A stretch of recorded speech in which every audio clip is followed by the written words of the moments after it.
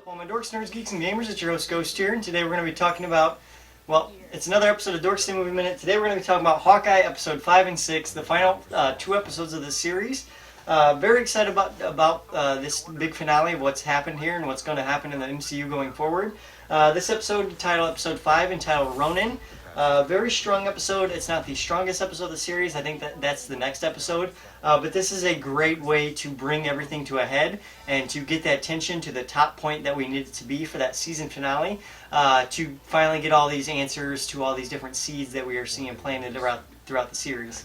So starting off, we start this episode off very strong, going back to much like we got with Monica Rambeau in WandaVision, by seeing the snap through her perspective. We get the same thing with Yelena Belova here, which I love 100%, because Florence Pugh as Yelena Belova is one of the best things the MCU has done in Phase 4 or ever, in my opinion. Great actress, perfect fit for the character, and a great successor to Scarlett Johansson's Black Widow. That is the only person I could see carrying that legacy forward is Yelena Belova, and Florence Pugh playing that role. Great job, great casting, great choice. She's just as good in this flashback scene as she is in every other scene she's been in. This takes place after the movie Black Widow. She's going around still tracking down these other Black Widows to give them the cure, to make them back into normal.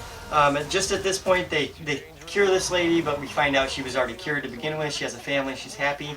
And so as soon as they took out the Red Room, I assume that cured all the Black Widows, and that's kind of the insinuation they were making at the end of that.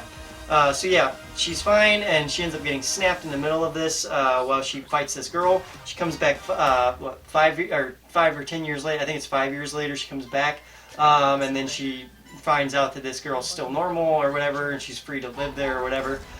So yeah, we see the flashback through Yelena's eyes. Awesome scene. After that, we get the aftermath of the big rooftop battle between Yelena, Clint, Kate, and Echo that happened last episode, where at this point Kate's mom is very much against Kate being a part of the team, as she was before in previous episodes, but this time she's really adamant that you need to stop. You're not a hero. You never will be a hero. You're just a little girl with a few good talents, and that's it. Very disheartening to see her mother put her down like this, to see Kate go through this. But I like that a lot as her character, because that's Kate's character. She will rise up to no matter what. You tell her no, she's going to do it better than you've ever seen it before in your life. And I love that about Kate's character. And I love the way they're really hammering her home as her mom being a bad guy in this. I really like that. We then get to Echo questioning the one goon's involvement with that got interrogated by Hawkeye as the mark on his forehead now, the main goon, I would call him, of the Tracksuit Mafia, who kind of reports to Kingpin. Echo is now kind of aware that he knew about the father's death and that it was kind of planned by Kingpin, and she's starting to catch on to all this, and she's questioning him. Where were you that night? Why weren't you there? He's still trying to cover up all this stuff. So that's still going on. We cut back to Yelena and Kate, who meet at Kate's apartment. Very awesome scene, very hilarious. Florence Pugh and, what's her name? Oh, the lady who plays Kate Bishop, I can't remember her name, the actress's name, but very talented. They're both very, very talented. And when you put them both in a room together, they both have that quirky personality.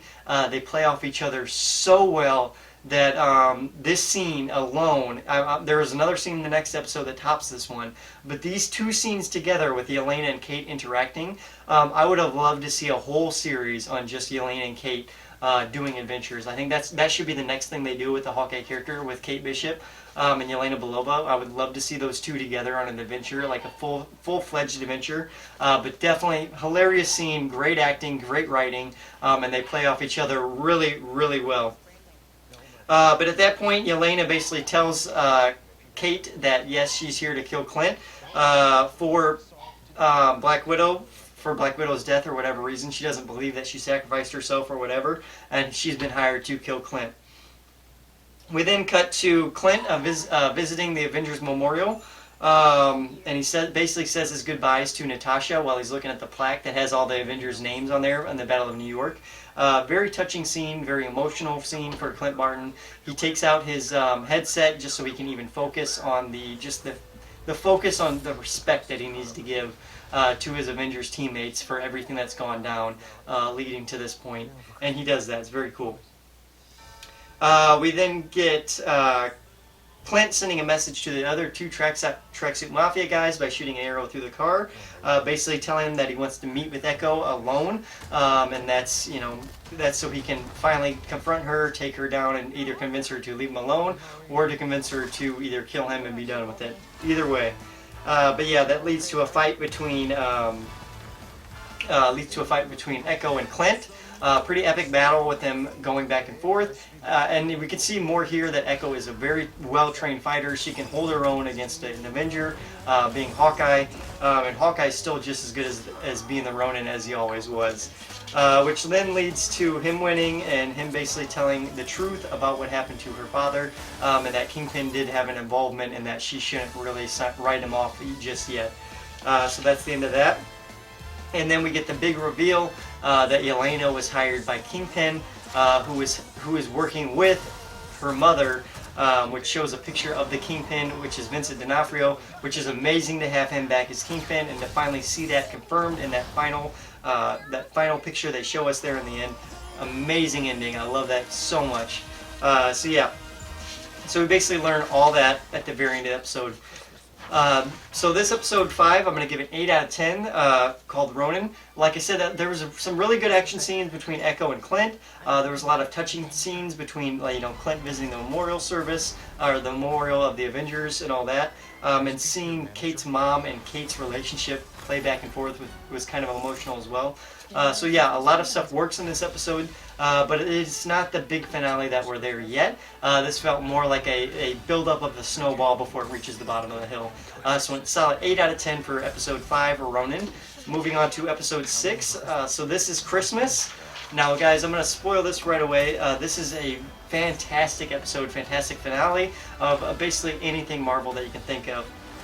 We start off with showing Vincent D'Onofrio's Kingpin meeting with Kate's mother in that meeting that we saw the picture of, or the little video frame of last episode, but we actually get to see the full meeting. And basically this shows the criminal undertones of Kate's mother basically threatening Kingpin. That's her city, that she's going to do what she needs to get to where she needs to be. And then Kingpin, if he's in the way, then he's just going to be collateral damage. And that really gets under Kingpin's skin, and he basically says, you know what, you're messing with the wrong person. I'm probably going to have to take you out. We then get Kate and Clint, who have a plan to stop everybody, Echo, Kingpin, Kate's mom. They're planning all this out. So they're kind of meeting and kind of figuring all this out. We're going to go to this hotel. We're going to do this and that, blah, blah, blah. We then get Echo confronts Kingpin about her dad's death. She then asks to leave the gang for just a moment. But Kingpin knows deep down that she's leaving for good and that he knows he screwed up by twisting her into the wrong direction, and he knows he's going to have to pay for it later on.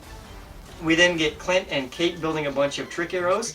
We've been kind of waiting for this whole series to get more trick arrows. We got a bunch of them in episode 3, and that's it. But yeah, they build all of them back up. They get the PIM ones back. They get all these crazy cool trick arrows.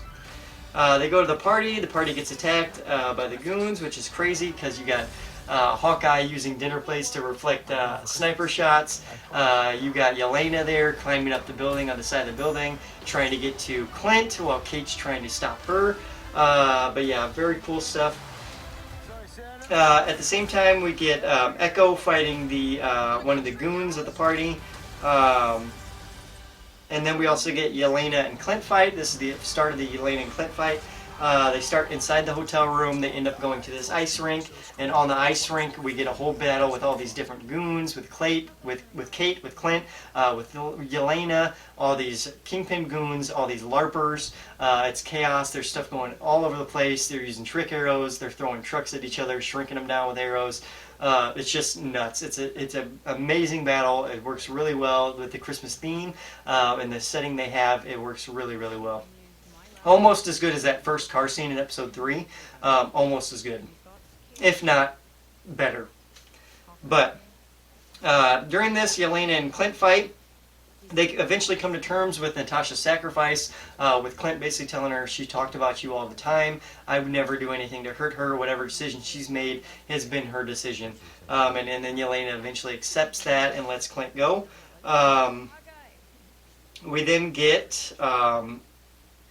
Hawkeye, or we then get Kingpin attacking Kate's mother by ripping the car door handle off, and we actually get to see his strength in this episode of who Kingpin truly is. We really didn't get to see a whole lot of it in the Daredevil series. Now to see him actually show it on this series is very awesome. He goes in, he rips the door handle off, and then Kate comes in, starts fighting with him, shoots him with an arrow. He just rips that arrow right out of his chest like it was nothing. And then Kate's mom slams the car into him, sending him through the storefront, where him and Kate have this very awesome battle where he's basically taking every shot she's given him. Eventually she blows up this arrow she wasn't supposed to use, and it really hurts him and damages him. And she finishes him off by using the flick technique that Clint taught her probably two episodes ago, I believe, in their apartment when they were screwing around with the quarters. So that was cool to see that tie back into that episode. We then get Kate and her mother Kate basically turning her mother in, and that ends that story there. We then get Kingpin getting up after the fight with Kate. And getting out of that building, where he is confronted by Echo, who then pulls out a gun and puts it to his head and pulls the trigger. This happened in the comics where Kingpin did go blind from this, but it did not kill him. But it did affect his vision for a little bit, and eventually it healed, so it didn't really matter in the long run. So yeah, they do pull the same thing here with Echo getting the shot on Kingpin that may either kill him or incapacitate him for however long they need him to be out. But that's the end of Kingpin at the moment. At the same time, we get Clint convincing his wife to take Kate in with him so he can train her a bit more at their house. And Kate agrees because her mother is now in jail and she has no one else to live with. So she goes and lives with Clint, where they end up training with each other some more. And at the same time, we find out that watch that Clint was trying to get in the first party in episode 1 was actually a watch that belonged to his wife, and it is confirmed that she is Mockingbird of the Marvel Cinematic Universe, and that she was an Avenger and an Agent of S.H.I.E.L.D. at one point in their lifetime. So that is a nice little retroactive reveal into the MCU of another character we could see in a future installment. But yeah, awesome episode, 10 out of 10. So this is Christmas, 100% 10 out of 10 episode. I love the action scenes, I love the trick arrows, I love the relationship between Clint and Kate. And then also another amazing scene between Yelena and Kate going through this apartment trying to stop each other from getting to Clint. Works really, really well. Like I said, anytime those two are on screen together, I would watch a whole series of Kate and Yelena just doing adventures. 100% I would watch that every single day if it was on, because they're so good together and they work well. Their chemistry is so good together on screen. But after that, we get an after credit scene, of course, of the Steve Rogers the Musical, I Can Do This All Day, the whole 10-minute segment of it. It's very, very hilarious, and it seems like a real Broadway play they could actually go and see if they eventually do make it. I could see that happening. But yeah, great series overall. I really enjoyed this series as a whole. A series overall, I give it a 9 out of 10, but I give this episode a 10 out of 10, very solid. And I cannot wait to see where they take Hawkeye and Kate in the future, and Yelena, and how those three as characters, relationships work together. I can't wait to see more of it if they ever get to that point. Let me know down below what you guys thought of the Hawkeye series. Did you enjoy these last 2 episodes? Let me know down below. Make sure you like, subscribe, or share. And as always, guys, keep it right here on Dorks Den. I've been your host, Ghost. Adios.